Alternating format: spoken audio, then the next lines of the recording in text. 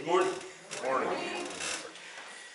I'm the one that has to have this down low because my bifocals, if I have it up here, I can't get to my notes good. So if I get it down here, then I can see it.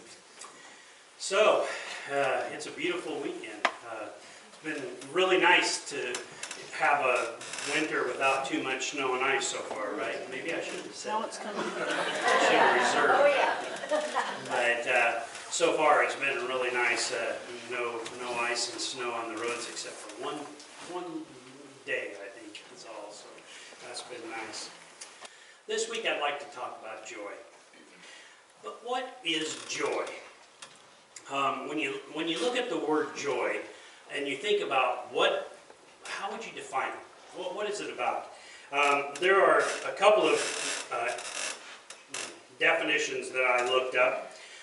When someone is happy to see you.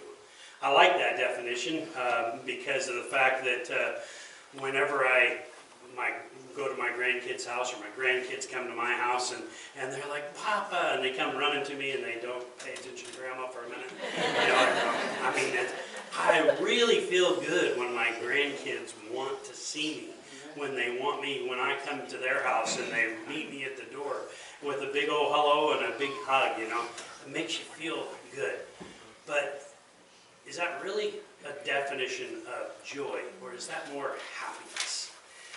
Happiness is, or another definition of joy is happiness with our lives and surroundings. So whenever we look at things around us and we're happy with what's going on, it makes us joyous, full of joy. Again, what happens when it's not full of joy? The Webster's Dictionary defines it as a feeling of great pleasure or happiness that comes from success, good fortune, or a sense of well-being. So when everything's going good, when you have this sense of good fortune or success comes your way or good things are happening, you feel good and it's joyful. And that's kind of the way we normally look at the word joy.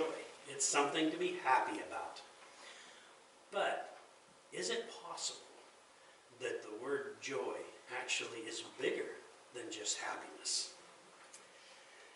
There is in James chapter 1, you can follow along in your Bibles or in the bulletin if you'd like, but in James chapter 1, starting with verse 2, he says this: "Consider it pure joy." So this is that true joy, real joy, that pure joy. Consider it pure joy, my brother, whenever things go your way. No, that's not what it says, is it? It says, whenever you face trials of many kinds. Now that makes no earthly sense, you know.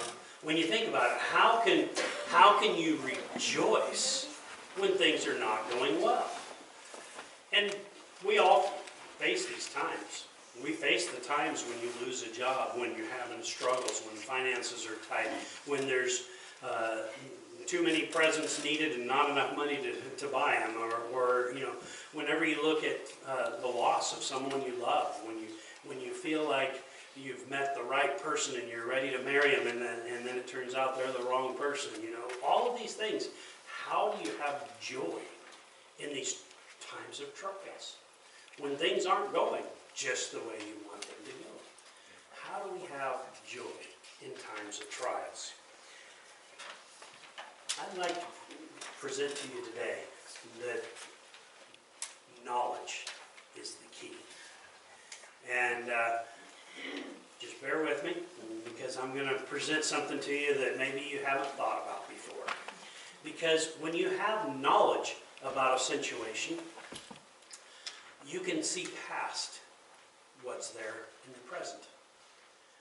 So you get up in the morning and you're getting ready for church and you look out the window and the sun is bright and shiny, and so you put on your spring clothes and you get ready for church and you head out the door, and all of a sudden you realize that it's still freezing out there.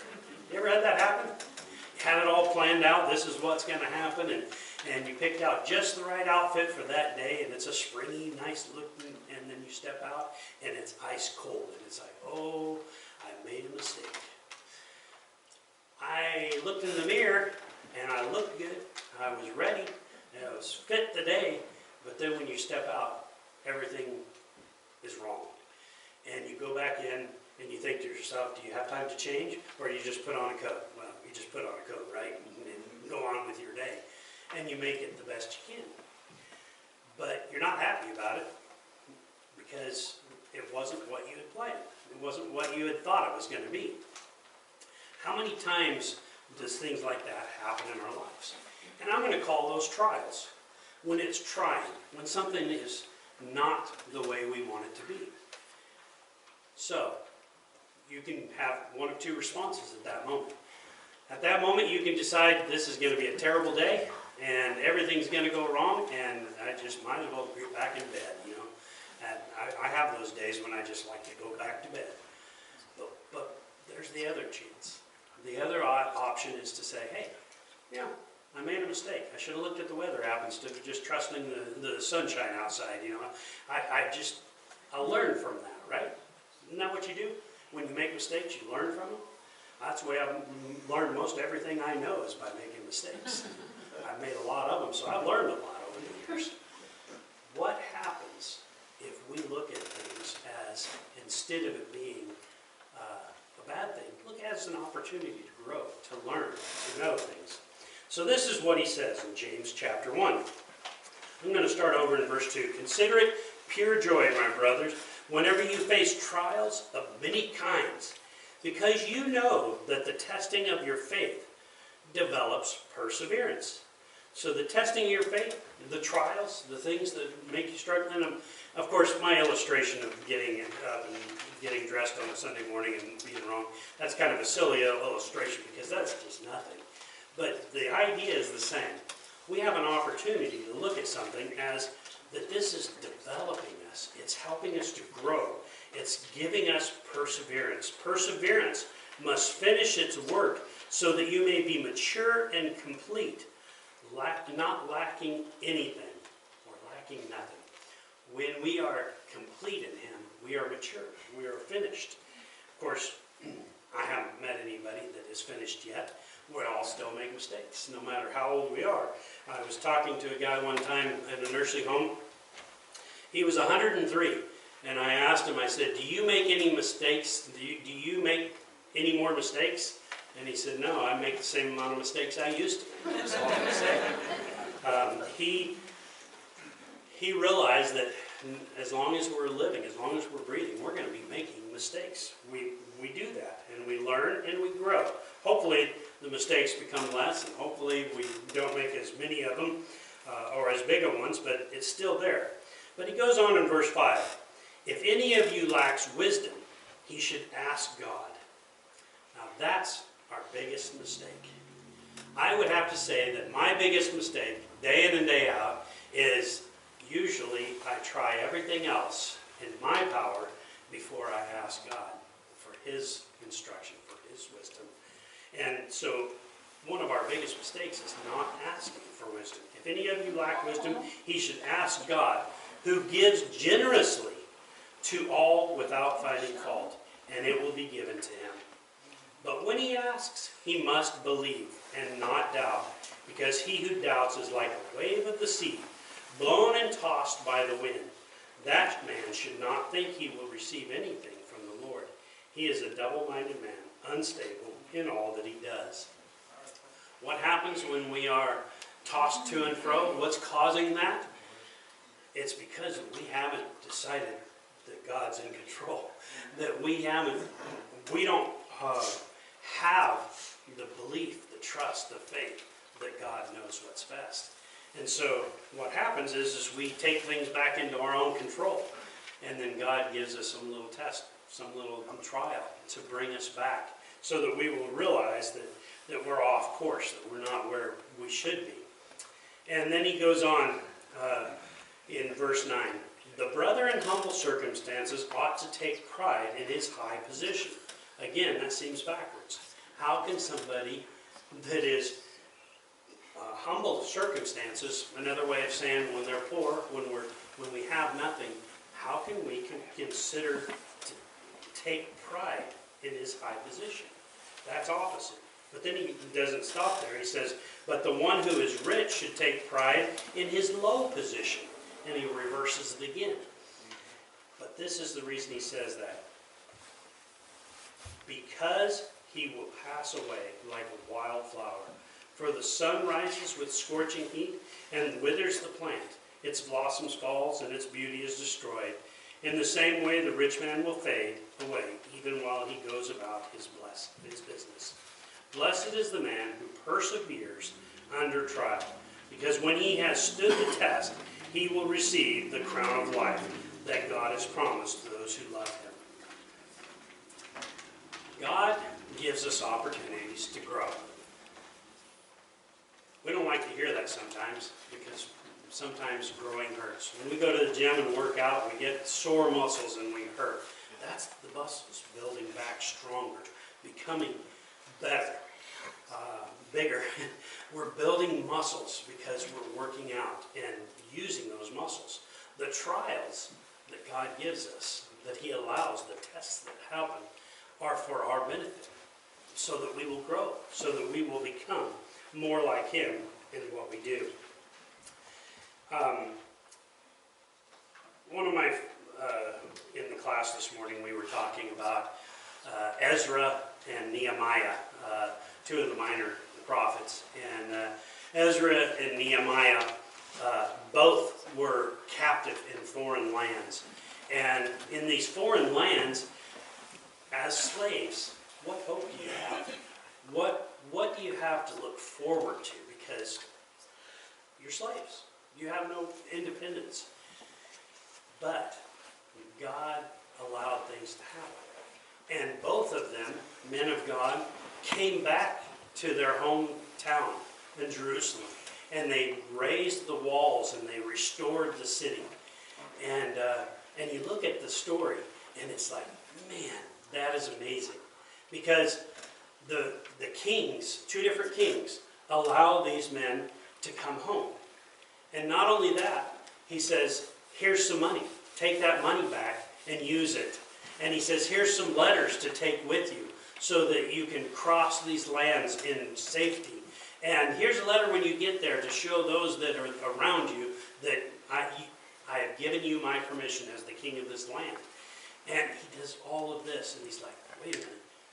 This is the same country that came in and took over and took those people captives.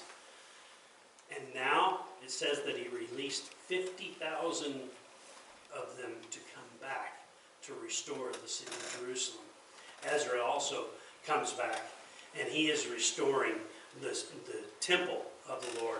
And between the two of them, they work together. And it talks about the fact that Ezra is speaking on the wall. I'd like to read just a couple of these passages. Nehemiah chapter 8 and verse 13. He says, on the second day of the month, the heads of all the families, along with the priests and the Levites, gathered around Ezra, the teacher, to give attention to the words of the law. They found written in the law, which the Lord had commanded through Moses, that the Israelites were to live in temporary shelters during the festival of the seventh month, and that they should proclaim this word and spread it throughout their towns and in Jerusalem. Go out into the hill country and bring back branches from olive and wild olive trees, from the myrtles and palms and shade trees, to make temporary shelters, as it is written. So the people went out and brought back the branches and built themselves temporary shelters on their own roofs, in their courtyards and in the courtyards of the house of God, and in the square by the water gate, and the one by the water gate of Ephraim. The whole company that had returned from exile built temporary shelters and lived in them. From the days of Joshua, son of Nun, until that day, the Israelites had not celebrated it like this, and their joy was very great. Day after day, from the first day to the last, Ezra read from the book of the law of God. They celebrate the festival for 7 days, and on the 8th day, in accordance with the regulation, there was an assembly. These people come back to this land that they have been taken away from and made into slaves, and they come back and they begin restoring the walls, and things start going well. But there's people who are taunting him and telling him, you know, who are you guys? You guys can't do this. This isn't possible. Try to discourage him. They can't discourage him. So they send a message to the king saying, hey, these guys are building this up and they're going to try to take over this land. And so the king puts a stop to the building. And then, this is years later, by the way. And so Ezra sends a message to him and says, hey, look in the archives, because King Cyrus let us come here and do this. It's Cyrus. Let us come and do this. And so they looked in the archives, sure enough. And not only that, he says, by the way, all of you guys that were complaining about this and trying to get them in trouble, I want you guys to pay for this to happen. And so they donated to the restoration of this. God was in control. Even though they might not have felt it. They didn't know it, they didn't see it, they didn't understand it. God was in control. And he was building that for them. And their joy was very great. In Ezra chapter 6 and verse 22, for 7 days they celebrated with joy the festival of the unleavened bread, because the Lord had filled them with joy by changing the attitude of the king of Assyria, so that he assisted them in the work on the house of God, the God of Israel. One thing I didn't share with you was when Hezekiah was back in the land where he was a slave, he was the cupbearer to the king. And how can you be joyful in that position? If you were the cupbearer to the king, would you have joy knowing that you were the slave, that you had nothing that you could do on your own, that you were underneath their command? And at any moment, if you read in Daniel, you'll see that at any moment they could actually throw you in prison. That they could say, you know, I'm taking your life at this moment. So how can you have joy in that? But we know Hezekiah had joy throughout all of these years, because it says that one day he found out that Jerusalem was in ruins. And he came before the king, and the king says, what's made you so downcast? Why are you downcast? You're never like this. So we know that that's not his habit. He found joy in things, even though he was suffering the things of being a slave. But he found joy in those things. And when he shared with the king what his issue was, the king allowed him to go back. In Ezra chapter 8 and verse 1, it says, these are the family heads and those registered with them who came up from Babylon during the reign of King Artaxerxes. Yeah, that name is Artaxerxes. I practiced that name, and I could have told you this morning, but I can't say it. Artaxerxes. Artaxerxes. Thank you. I was ashamed to ask the king for soldiers in verse 22. So after the king has allowed him this process, I got to share this with you. This is kind of funny. So, Nehemiah goes to the king and he says, what's the problem? And he tells him, and he says, okay, I'm going to let you go back. What had happened was that Nehemiah is telling him, we serve the one true God. We know that he is all-powerful. We know that he is the one that is over all things. And because of that, we know that he will bless this, that he will allow this to happen. This restoration will happen. And he has made such a great statement that he realized that, hey, I need something else, but I don't really want to ask the king for this, because I'd be embarrassed to say so. In verse 22, he says, I was ashamed to ask the king for soldiers and horsemen to protect us from enemies on the road, because we had told the king, the gracious hand of our God is on everyone who looks to him, but his great anger is against all who forsake him. So we fasted and petitioned our God about this, and he answered our prayer. And God presented them with that option, that what they needed. Throughout the Bible, we see people who are able to have joy, even in bad or hard circumstances. Even when things don't go their way, they can still have joy. The difference is that they know something. They have knowledge about something. Listen to David in Psalm 27, verse 6. He said, "My head will be exalted above the enemies who surround me. At his sacred tent I will sacrifice with shouts of joy. I will sing and make music to the Lord." He references his enemies, and if you read the verses before, that reference of the enemies is all of these people that would like to see David dead, that want to kill him, and they're after him, they're looking for opportunities. And he says, "I will sacrifice with shouts of joy to the Lord."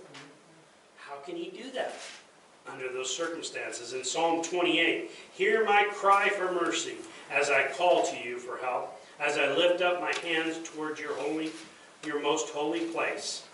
And then 5 verses later he says, "The Lord is my strength and my shield. My heart trusts in him, and he helps me. My heart leaps for joy, and with my song I praise him." Some people consider David to be kind of bipolar, because one minute he'll say, how terrible my life is, how hard it is, and how much I am tortured by those around us. And then the next minute it's praise God. But it's not bipolar.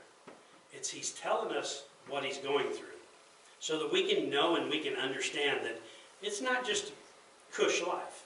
He had some trials, he had some hard times, but even in those hard times, he was able to have joy.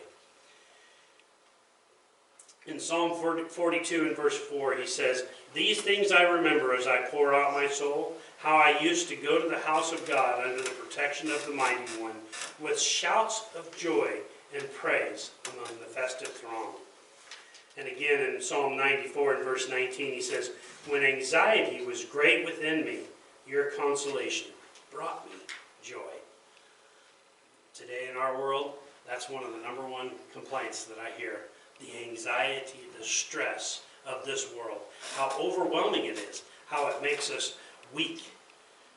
But David says, even with all of these, I can celebrate joy because I know who's in control. I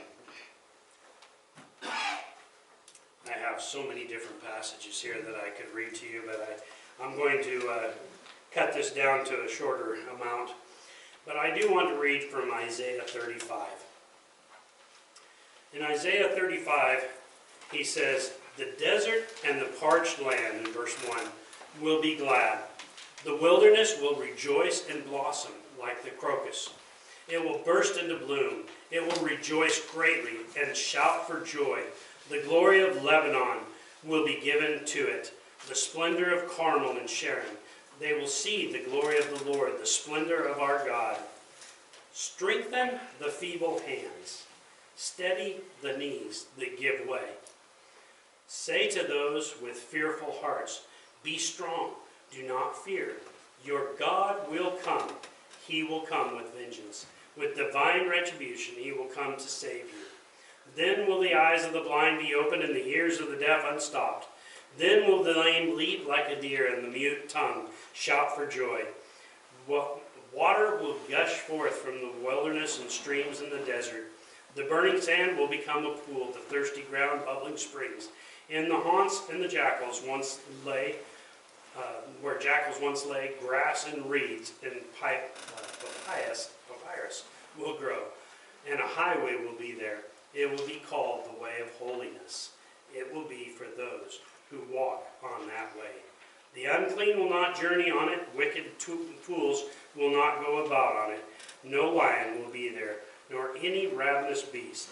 They will not be found there, but only the redeemed will walk there. So he gives this whole list of all of these trials, all of these things that are facing him. But he says, but wait, God is there. God will be there for you. He will be your comfort. He is the one that you can put your trust in, your faith in. What did the Israelites, the Jewish people, have to look forward to? When I talk about all of these things that they were facing, when they were brought back to this land, even in that land they would sin. And when they sinned, God would allow them to be under the authority of those who were in control. The Romans became in control after the Assyrians and the Babylonians. Then the Romans took over, and the Romans controlled all of this land where they lived. And they were more oppressive than the other governments. And they thought to themselves, what do we have to look forward to? What is it that we have? This might seem like a double message here, but what I want you to hear is, even in the trials, God is there. Even in our hard times, He is there for us. And it says in Luke chapter 10 and verse 10, Luke chapter 2 and verse 10, but the angel said to them, do not be afraid. I bring you good news that will cause great joy for all of the people. In Luke chapter 6 and verse 22, he says, blessed are you when people hate you, when they exclude you, and when they insult you and reject your name as evil because of the Son of Man. Rejoice in that day and leap for joy, because great is your reward in heaven. For that is how their ancestors treated the prophets. Two different things here. The one was a proclamation of the coming of Jesus. There is one coming who will deliver us, who will provide for us the hope. What they were hoping for and what God was promising was two different things. They were hoping for a physical redemption, but God had promised them eternal salvation, which is much better than what they were hoping for. And yet, in Luke chapter 6 there, where we just read, the author is telling us that there is a time coming when people will hate you. But rejoice in that, because you know that God will reward you, that you have a reward far greater than anything that they can bring against you. One of my favorite verses comes from John chapter 15, and it says in verse 9, it says, as the Father has loved me, so have I loved you. Now remain in my love. If you keep my commandments, you will remain in my love, just as I have kept my Father's commandments and remain in His love. I have told you this so that my joy may be in you, and that your joy may be complete. God wants us to have joy. He wants us to live in that joy. But what happens when we get up on Sunday morning and put on the wrong clothes for the day? And we have to go in and change or put on a coat. And again, I know that's a silly illustration, but what happens when things don't work out the way we want them to, that we've planned it? Can we know that He is in control? That all things are in His hands? And that it's okay if things don't go as we plan it? Because He is the one that is over all. And even when bad things happen, when things that bring us sadness, we can still have a joy. It's not the happiness, it's not a celebration when bad things happen, but it's the ability to recognize and know that God is in control, and that we can celebrate even in those hard times. One more place in John chapter 16, he says, so with you, now it is your time of grief, but I will see you again, and you will rejoice, and no one will take away your joy.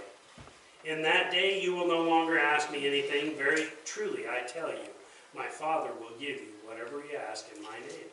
Until now, you have not asked for anything in my name. Ask, and you will receive, and your joy will be complete. Even though Jesus has gone to be with the Father, he says, but wait, it's not over. This is time for celebration. Because I was with you there, and I was helping you, but now, anything you ask in my name, the Father will give you. And I want to put a caveat here. That doesn't mean that I can go and ask for a new Corvette or whatever. That's not what he's saying. What he's saying is when you are seeking my will, when you're doing what you are called to do, ask and I will be there with you. I will bless you. I will give you the needs that you have. It's not a wish list, a Christmas list. It's instead when you are working in me and doing what my will is for you as the Father, I give to you whatever you need to accomplish those things. God's love for us is greater than anything that we can ever imagine. And we struggle with that sometimes because we don't feel worthy. We don't feel worthy to accept His love and His grace, His mercy, His forgiveness. And so we get bogged down in these things. But He's telling us, you have reason to be joyful. Even in trials, be joyful. You see, the difference being is when we have the knowledge to know that God is there, that He cares about us, that He is with us, then we can have joy, even in the hard times. Even when trials face us, we can still have joy. And we can enjoy the fact that God is there with us, caring for us.